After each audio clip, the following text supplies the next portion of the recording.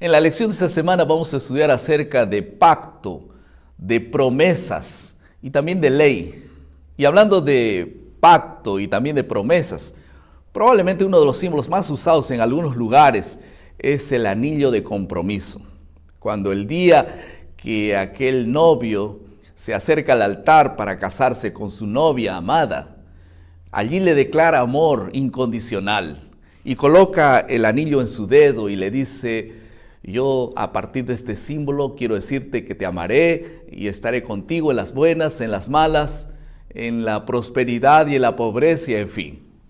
Después del casamiento, después del matrimonio, muchos se olvidan de sus promesas y finalmente desisten de aquello que prometieron. Pero hay un Dios que jamás falla sus promesas, porque es un Dios que todo lo que promete, Él cumple. Por eso esta semana vamos a hablar de dos asuntos. En primer lugar, vamos a hablar sobre el camino de la fe y el camino de la ley. Lo que Dios prometió a Abraham y lo que Dios dio a Moisés. Y en segundo lugar, nosotros vamos a hablar acerca de Jesús como el descendiente de la promesa.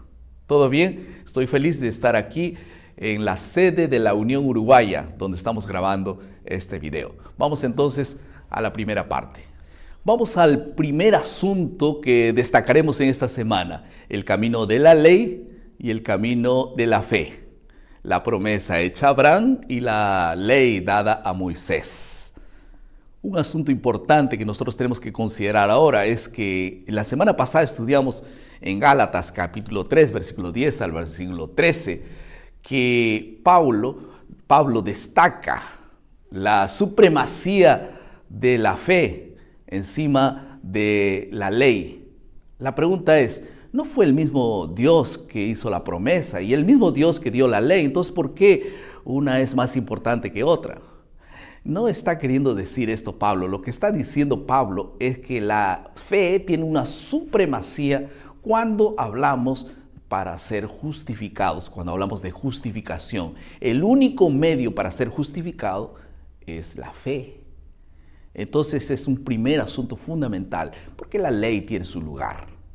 En segundo lugar, con la llegada de la ley, muchos años después de haber sido dada la promesa en Abraham, entonces no destituye a la fe, sino la confirma, porque no es que Dios ahora decide salvar con otro método.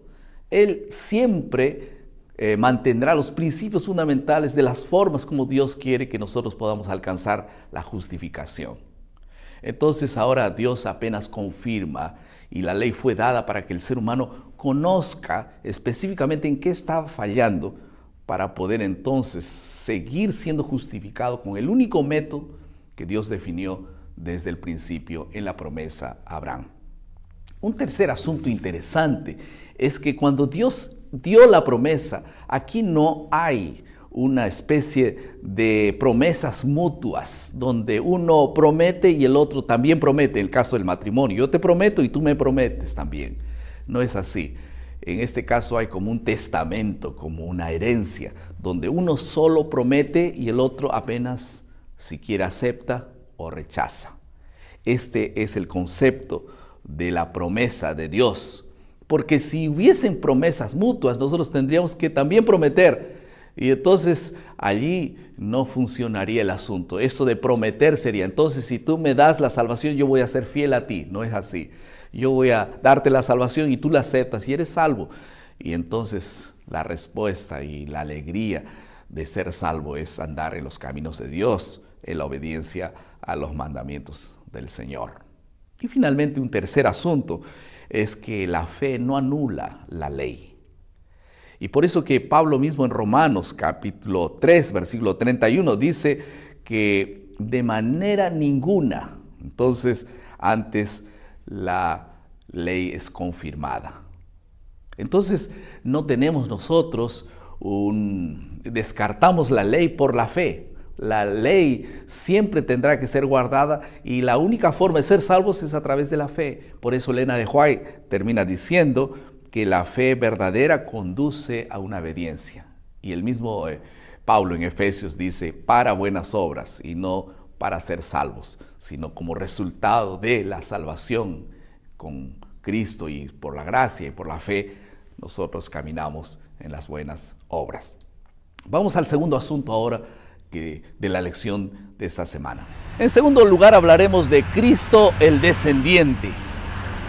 Pablo estaba consciente de que esa descendencia que sería bendecida y a través de ellos bendecir a otros, que eran los pueblos y naciones del mundo, era realmente para los hijos de Abraham en forma literal, pero él también estaba pensando que habría un descendiente y que ese descendiente, que es Jesús, sería la verdadera bendición para la eternidad.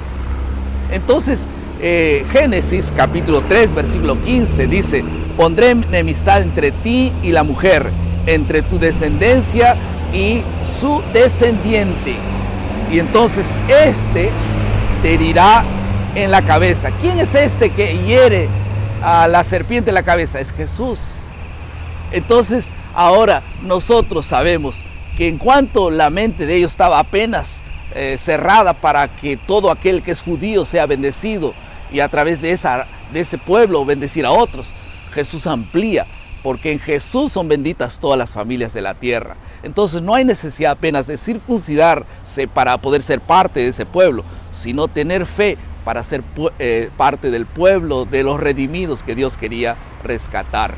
Ustedes pueden ver en Gálatas 3:29 que él concluye diciendo, y si sois de Cristo, también sois descendientes de Abraham y herederos según la promesa.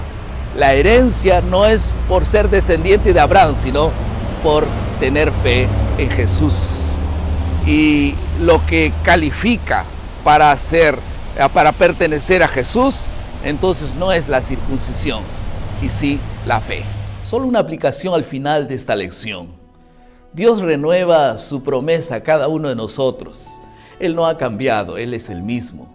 Él apenas quiere que nosotros podamos aceptar con alegría el ofrecimiento, el don de la vida, el don de la salvación.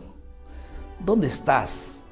Y donde tú tal vez pienses que no puedes más salir de donde estás, Dios tiene poder para rescatar. Dios tiene poder para salvarnos. Es solamente decirle al Señor, como Pedro, sumergiéndose ahí en las aguas, Señor, sálvame. Y entonces Dios va a extender su mano y va a tomar tu mano frágil y te va a levantar, porque Dios, todo lo que promete, Él cumple.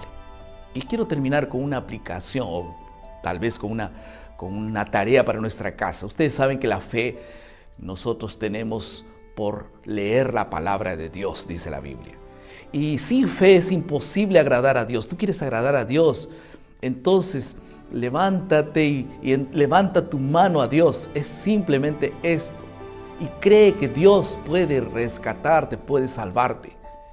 Si esto es verdad, entonces, ¿por qué no leer la Biblia y la lección todos los días para fortalecer nuestra fe? Y poder así tener fuerzas para poder ser cada día victorioso y poder agradar a Dios de corazón. Vamos a orar. Querido Padre, muchas gracias por tu palabra. Muchas gracias por tu salvación. Y aumenta nuestra fe, por favor, Señor. En el nombre de Jesús. Amén.